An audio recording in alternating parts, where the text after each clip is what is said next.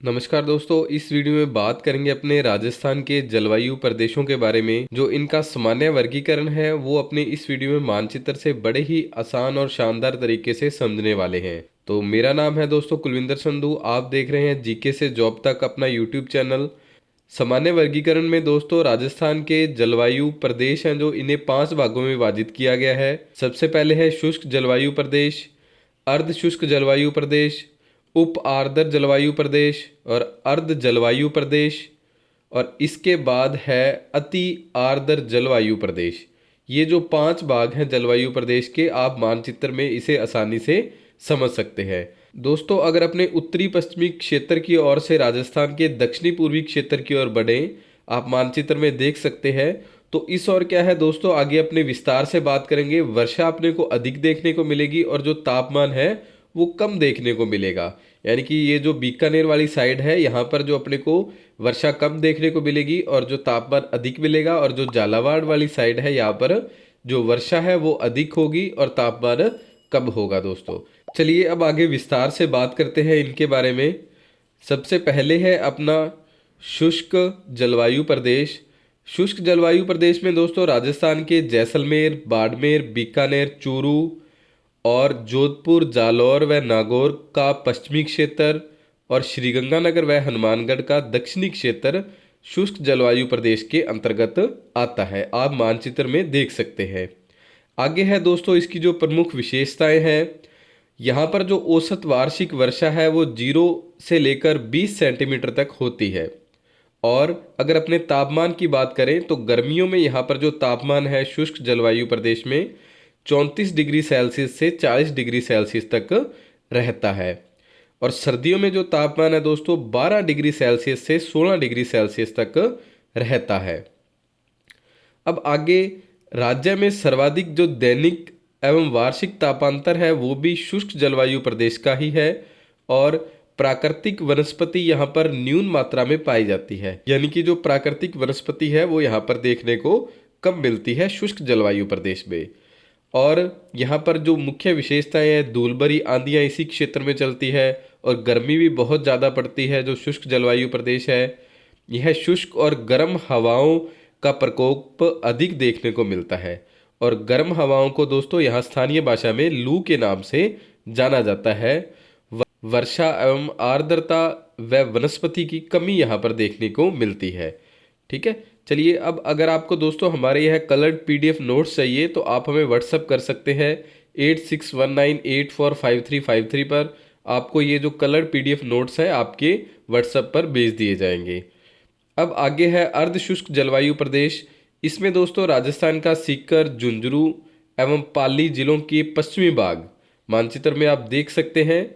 श्रीगंगानगर व हनुमानगढ़ का उत्तरी भाग, जोधपुर, बाड़मेर व चूरू जिलों के पूर्वी भाग और जालौर व नागौर जिलों का मध्यवर्ती भाग अर्ध शुष्क जलवायु प्रदेश के अंतर्गत आता है।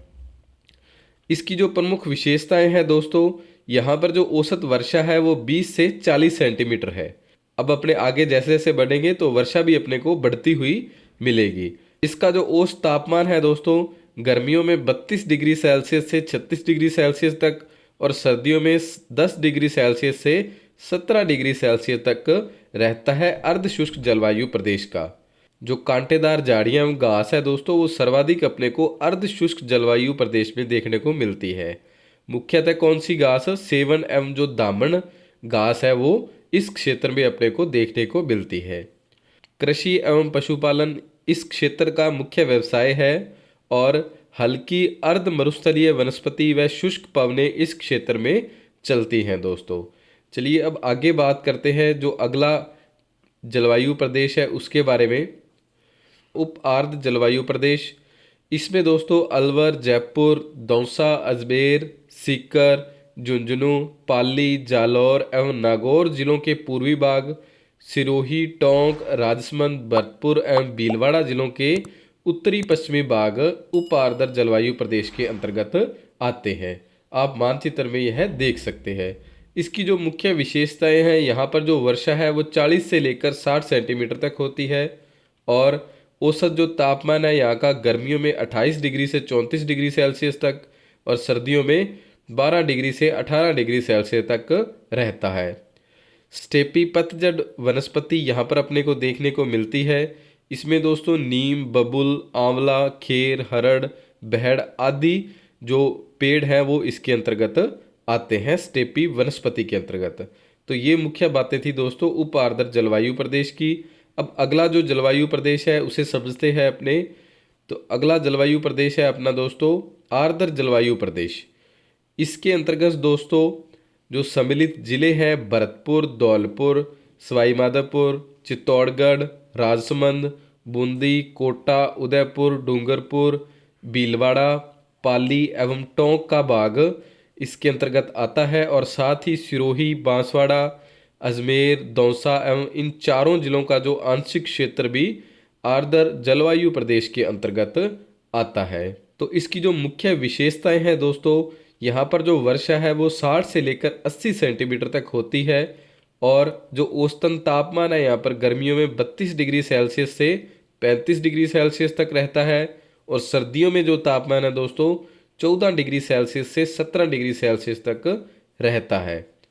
यहाँ पर सघन वनस्पति अपने को देखने को मिलती है, जैसे नीम, इमली, आम, शहतूत, गुलाब, गुग्गल, जामुन, पीपल, बरगद, बेर और दोंकड़ा आदि अपने को देखने को मिलती है। यह सभी क्या है, सघन वनस्पति के अंतर्गत आते हैं।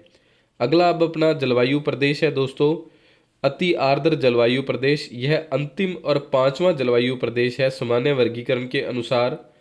इसमें दोस्तों दक्षिणी पूर्वी कोटा, बारां, झालावाड़, बांसवाड़ा, प्रतापगढ़, पश्चिमी डूंगरपुर, दक्षिणी पश्चिमी उदयपुर, भैंसरोडगढ़, चित्तौड़गढ़ के अंतर्गत है जो, एवं माउंट आबू क्षेत्र सिरोही अति आर्द्र जलवायु प्रदेश के अंतर्गत आता है।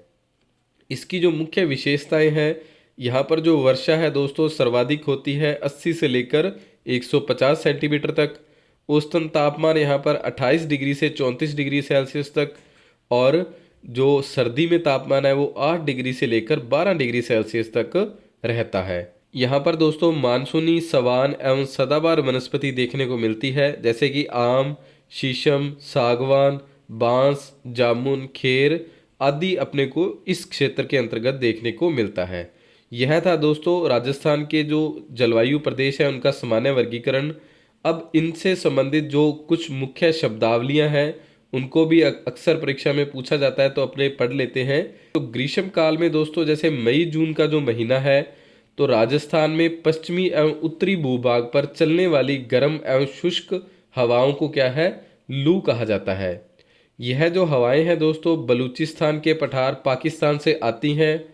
और लू चलने से क्या है, जिस क्षेत्र में लू चल रही है वहाँ पर क्या है, तापमान की बढ़ोतरी होती है। और मरुस्थल में जो खेजड़ी के फल हैं दोस्तों, जिसे पिल्लू या सांगरी के नाम से जाना जाता है, उनके लिए यह लू लाभप्रद मानी जाती है या अच्छी मानी जाती है। यदि किसी व्यक्ति को लू लग जाती है तो उसके लिए उस रोगी को प्याज का रस या कच्ची केरी खिलाई जाती है। साथ ही पलाश के लाल नारंगी जो पुष्प हैं, जिन्हें स्थानीय भाषा में केसु या केवलिया कहा जाता है, को भिगोकर भी रोगी के शरीर पर लेप किया जाता है या मालिश की जाती है। तो इससे भी लू लगी हुई है जिस व्यक्ति को, उसको राहत मिलती है। तो यह दोस्तों इतना इम्पोर्टेंट है कि इससे कई बार परीक्षा में प्रश्न पूछा गया है कि लू लगने पर आप जो सामान्यतः उपचार है वो किसके द्वारा किया जाता है या किस क्षेत्र में लू चलती है। तो यह सब बातें आपको याद रखनी है। अब आगे है मावठ किसे कहते हैं, यह भी अपने जान लेते हैं। शीतकाल में विशेषतः दिसंबर से फरवरी के मध्य उत्तरी पश्चिमी चक्रवात या भूमध्य सागरीय पश्चिमी विक्षोभ से जो राज्य के उत्तरी एवं पश्चिमी भागों में होने वाली हल्की वर्षा को स्थानीय भाषा में मावठ या मावटा कहा जाता है। अब अपने सीधा सीधा देखें तो जो दिसंबर से लेकर फरवरी तक वर्षा होती है उसे मावठ के अंतर्गत रखा जाता है। यह वर्षा होती किस कारण है दोस्तों, तो यह वर्षा पश्चिमी विक्षोभ के कारण होती है। यह भी परीक्षा में पूछा गया है। इसका जो उद्गम स्थल है वो भूमध्य सागर है। मावठ की जो वर्षा है यह रबी की फसलों के लिए विशेषकर लाभप्रद रहती है। अब आगे है वज्र तूफान दोस्तों। तो शीतकाल में सर्द हवाओं से युक्त प्रचंड तूफानों को वज्र तूफान कहा जाता है। राजस्थान में सर्वाधिक वज्र तूफान झालावाड़, बारां, जयपुर और दौसा जिलों में आते हैं, जबकि जो सबसे कम वज्र तूफान है वो बाड़मेर और बीकानेर तथा जो इनके निकटवर्ती जिले हैं वहां पर आते हैं। दोस्तों, अगर आपको इनके कलर्ड पीडीएफ नोट्स चाहिए तो मैंने वीडियो में आपको पहले भी बताया है कि आप हमें व्हाट्सअप कर सकते हैं 8619845353 पर। अगर आपको हमारा यह प्रयास अच्छा लगा हो तो प्लीज़ वीडियो को लाइक, शेयर और कमेंट जरूर कीजिएगा। आप सभी का बहुत बहुत धन्यवाद। जय हिंद, जय भारत।